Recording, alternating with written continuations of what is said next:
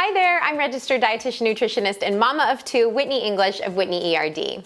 Today I'm going to show you how to make 3 super scrumptious low sugar smoothies using my BlendJet. You don't need added sweeteners or artificially sweetened protein powders to make a delicious smoothie.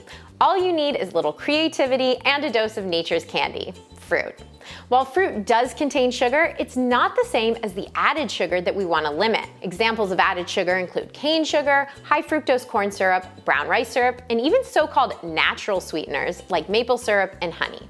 The sugar found in whole fruit, however, isn't harmful to health, and it comes packaged up with all kinds of nutritional goodness like fiber, vitamins, and phytochemicals. BlendJet 2 is perfect for making low sugar smoothies. It's powerful enough to crush frozen fruit and ice, yet lightweight and compact enough to pop in your bag for trips to the beach.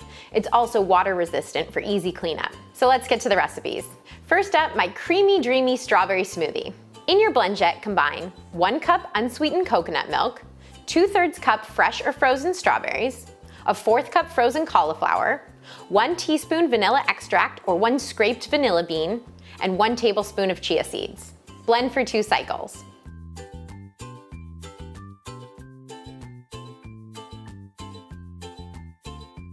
Garnish with fresh strawberries and coconut shreds and enjoy.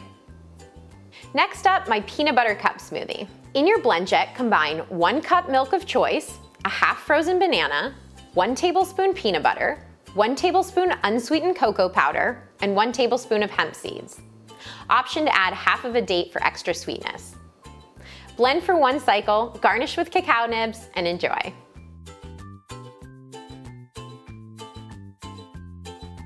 Now for our last recipe, my pumpkin spice latte smoothie. In your BlendJet, combine 1 cup milk of choice, a half frozen banana, a 1/3 cup pumpkin puree, 1 shot of espresso or decaf coffee, a 1/4 teaspoon cinnamon, and a pinch of nutmeg. Blend for 1 cycle and enjoy. And those are 3 of my favorite quick, easy, and delicious low sugar smoothies. What's your favorite way to sweeten smoothies without adding sugar? Let us know in the comments below. I'm Whitney, thanks for watching.